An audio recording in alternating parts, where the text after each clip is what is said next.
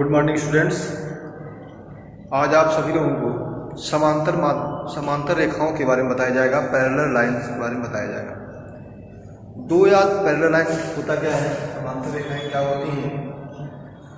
दो या दो से अधिक रेखाएं जो एक दूसरे को किसी बिंदु पर न काटें। दो या दो से अधिक रेखाएं जो एक दूसरे को कभी भी प्रतिच्छेदित ना करें और उनके बीच की दूरी हर जगह समान हो। मतलब उन दोनों रेखाओं को चाहे जितना आप आगे पीछे बढ़ाइए, जैसे देखिए उन रेखाओं को आप आगे पीछे चाहे जितना बढ़ाइए तो दो रेखाएं समांतर कब होंगी?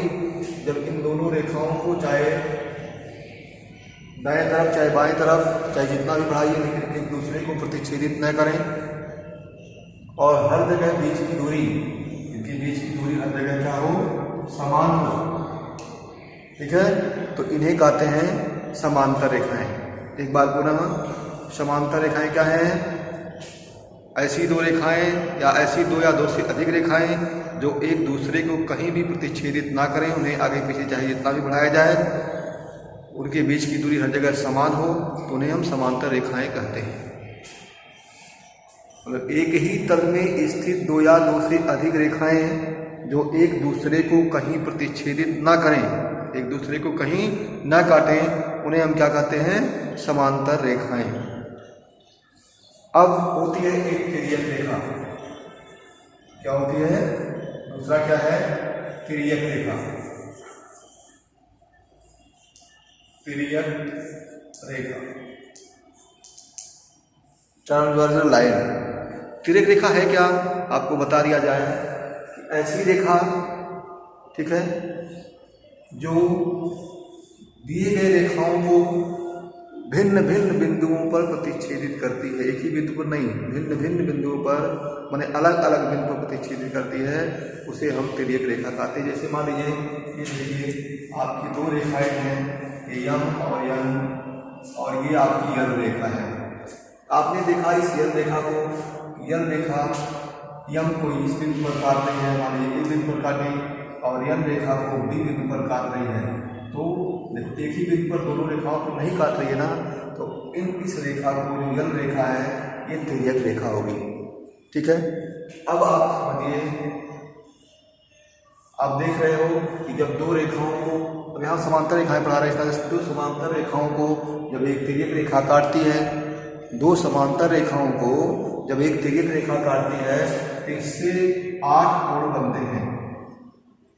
1 2 3 4 5 6 7 और 8 कोण बनते हैं। देखिए यहाँ ध्यान से, 8 कोणों में कुछ ऐसे पेयर्स हैं जिसके एक विशेष नाम दिए गए हैं। ध्यान से समझिएगा। ये देखिए, पहला आता है संगत कोण। संगत कोण, संगत कोण क्या है? तिर्यक रेखा के एक ही तरफ, तिर्यक रेखा के एक ही तरफ का एक बाह्य कोण और एक अंतः कोण। जैसे 1 2 3 4 5 6 था ना, तो एक कोण 1 और कोण 5 क्या होंगे? संगत कोण होंगे। मेरे कहने का मतलब, तिर्यक रेखा के एक ही तरफ एक बाह्य कोण और दूसरे रेखा का अंतः कोण, दूसरे रेखा पर बना अंतः कोण, ये दोनों क्या होंगे? संगत कोण कहलाएंगे। ऐसे देखो, ये देखिए, इस रेखा का बाह्य कोण 2 और इस रेखा का अंतः कोण 6, ये क्या होंगे? संगत कोण होंगे।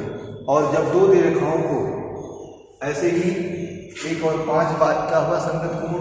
2 और 6 संगत कोण हुआ, 4 और 8 संगत कोण हुआ, और 3 और 7 संगत कोण हुआ। तो 4 पेयर बने, 1 और 5 का, 2 और 6 का, 3 और 7 का, 4 और 8 का। ये संगत कोण होते हैं। एक बार पुनः संगत कोण क्या होता है? तिर्यक रेखा के एक ही तरफ का एक बाह्य कोण और एक अंतः कोण संगत कोण कहलाता है। उसके बाद आता है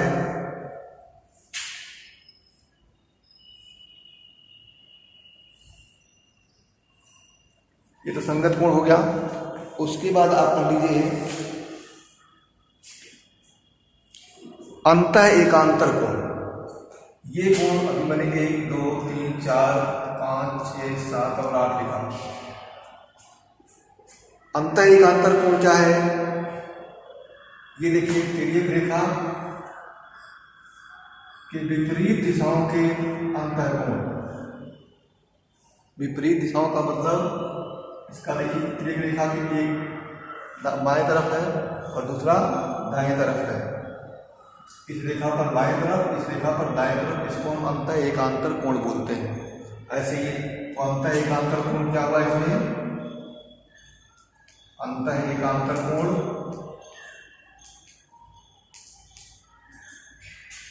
ये कोण 3 और कोण 5, ये एक ग्रुप हुआ अंतः एकांतर कोण का। ठीक है, इसी तरह से ये 4 और 6 कोण 4 और कोण 6 ये क्या है? अंतः एकांतर कोण कहलाते हैं। तो तिर्यक रेखा के संगत तिर्यक जब समांतर रेखाओं को एक तिर्यक रेखा काटती है तो उससे बने संगत कोण बराबर होते हैं, अंतः एकांतर कोण बराबर होते हैं, शीर्षाभिमुख कोण बराबर होते हैं। ठीक है, शीर्षाभिमुख जानते ही हैं ये, और ये शीर्षाभिमुख हुआ। इसमें ये और ये मतलब ये 1 और 3 शीर्षाभिमुख है, 2 और 4 शीर्षाभिमुख होगा, 5 और 7 शीर्षाभिमुख, 6 और 8 शीर्षाभिमुख कोण कहलाते हैं। तो शीर्षाभिमुख कोण भी बराबर होते हैं, संगत कोण भी बराबर होते हैं, अंतः एकांतर कोण भी बराबर होते हैं। कब? जब दो समांतर रेखाओं में तिर्यक रेखा काटती है। ठीक है, अब एक चीज और होता है, इसको आप एक पढ़े होंगे कोण लीनियर पेयर का, इसको हम रैखिक युग्म बोलते हैं। ऐसे दो कोण जिनमें एक भुजा उभयनिष्ठ हो और अन्य दोनों भुजाएं एक सरल रेखा बनाती हो तो उसे कहते हैं रैखिक युग्म। जैसे देखो इस कोण का कोण 1 का और ये कोण 2 है।